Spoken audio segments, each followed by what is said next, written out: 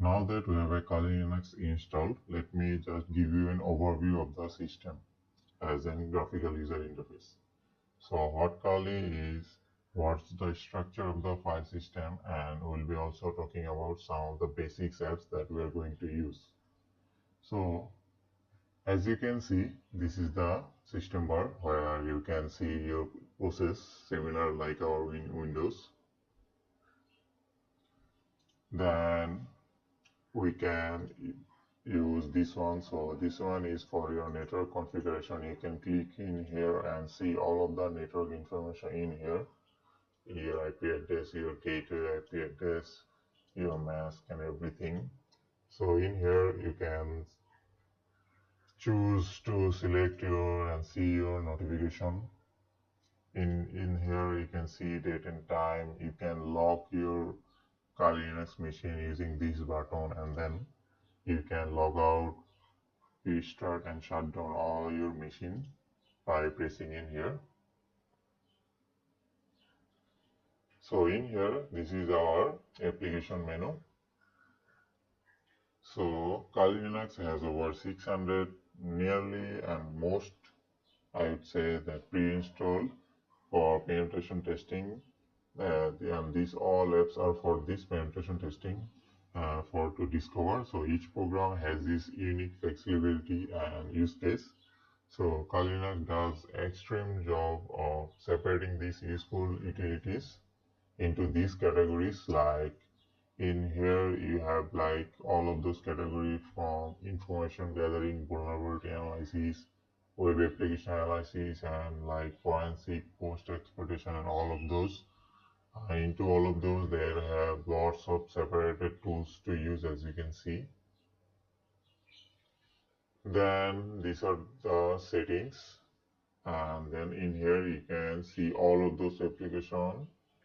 And in here we have see, as you can see, you have recently used application similar like in our Windows bar.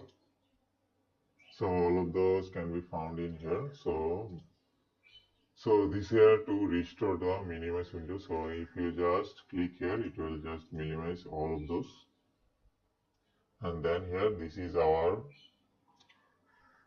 document or like my folder tool. So in here you can access desktop, document, download music, pictures, videos, even you can create folder, open terminal, all of those in here. So this is our text reader, which is a simple text editor, and this is our built-in Firefox, and this is our terminal. So you can use three types of terminal in here. Like this will be without the root terminal, which will be the basic terminal. Then in here you can use your root terminal that will mostly use this root terminal, and in here you can also use PowerShell. And this is our workspace. Like you can have multiple workspaces in here, like just you can do multiple work, like you can check this one and simultaneously. So you can do all of those in your different workspaces. So as you can, similar to our Windows. So as you can see, three different workspaces has the three different softwares. So you can use three different way in this. And then this is our shortcut, and from home menu you can see all of those similarly like in here. And then this is our file system, similar like our in Windows, which is the C program. So in here you can have all of those important folders and files in here, like temporary user var, root folder, all of those. And some of the folders that in here need root permission, like in here, as you can see, you cannot open. But if you open this folder as root, as you can see, then you can access all of those folders and you can go anywhere in this file system. And then So these are all about this file system. This is our shortcut. This is the trash folder, similar like our in Windows and Mac. So this is our shortcut. You can create any shortcut if you want, similarly like we use in our Windows machine. So that's all the basic. So these things you don't need to actually worry about this, because these are all of the shortcuts. As you can see, these are the bridge adapter. All of those information will be shown in here. So don't need to worry about these icons. So this is all about the basic graphical user interface of CLI machine. So now I would like to show you and give you the upward view of the Linux terminal, which is this one. So let's open our Linux terminal as our root. So the terminal is a place where you can basically do anything you want on this operating system, and then you can run any program. And to run any program, you have to use certain commands that are associated with the action that you want to do. So the Linux terminal is very powerful, and it basically allows you to do much more than the graphical interface. A lot of programs that were going to use the graphical interface, but most of the tools don't have any graphical user interface, so you have to use this command line interface, because the command line interface is just much easier and it is also quicker. And in many scenarios, you will see in the future that, like an example, like you might just get an SSH or a command prompt on the target computer. Therefore, you need to know about this command in order to able to do whatever you need to do on this computer for a penetration testing or its security. So learning the command prompt or learning how to deal with the command prompt is very important. So we are going to be using it for the basic user case. So for now, I'm just going to give you a very simple overview and how to use it, and I'll be talking about more of these features. So it is going to be becoming much easier for you. So let's talk about our basic command line interface. So first, it's going to be much easier than running through the graphical user interface, and it's very simple. As you can see, you just have to type any command in this result and it will display in the text. So let's first use a very simple command, which is password.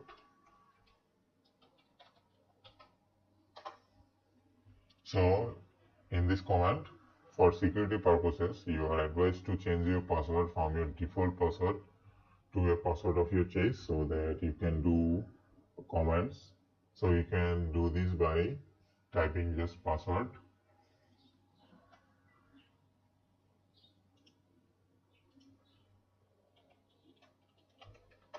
Then another simple command is ls, which is the list of your directory. So which is the directory of our root. So if we go to our root folder,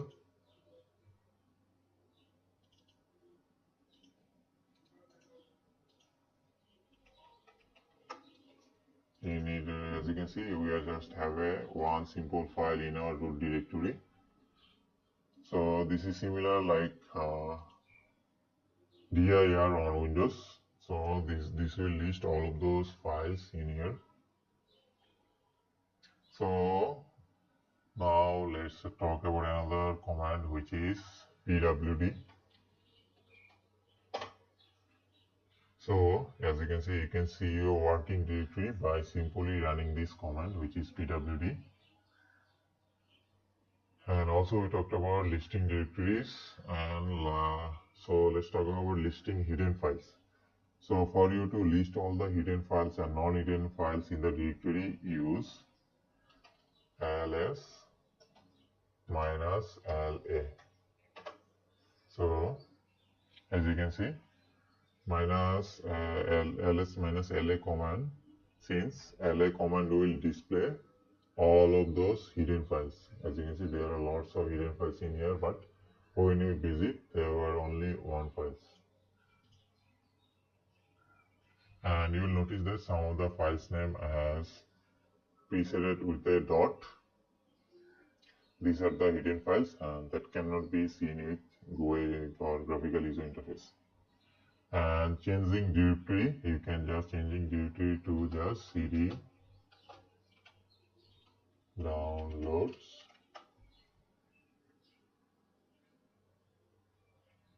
or you can use any folder that you want to use, like you want to use command line interface on like your Python project. So just open terminal here. As you can see, this will go to this terminal.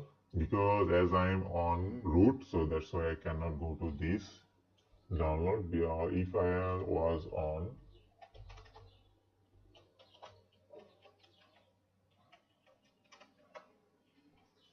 so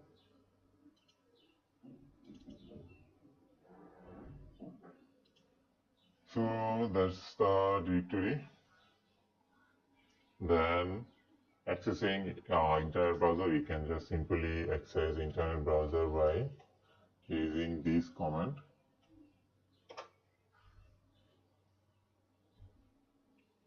So as you can see, you can open Firefox using this Firefox command. And to be able to access the internet, you can just simply type Firefox or Chrome that you have installed. To create a directory, you can use a command like mkdir, which is making directory new. So we created a new directory in our folder, which is root. So let's open root. As you can see, we created a new folder.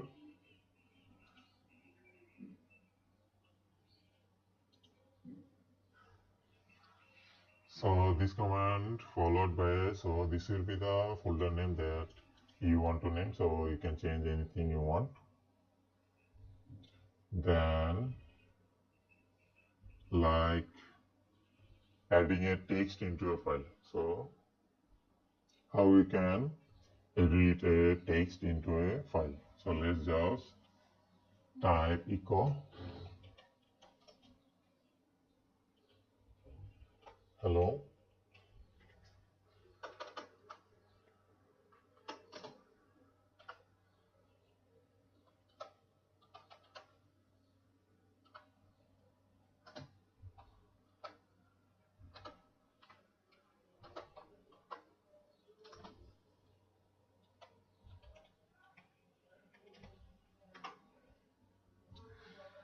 So this echo keyword as the word code into the files that is started, or just to display the word if the file is not started. So we created a new.txt file, and into this file we'll have a hello text. So let's just visit to our root directory. As you can see, new text. As you can see, we have created a hello into this file. So that's how you create a or add a text into a file. And you can also locate file by using simple locate command, which is locate, and you can just locate anything like just I created. So let's create our new.txt. So it located new.txt, which is in our directory folder, because that's where it is, because I am currently on our root directory. So then you can like display content of a file. So to see the content of a file, you can just use cat command, and then you use the can to rename the file that will display the content, which is like anything. So you can do anything in here using the cat command.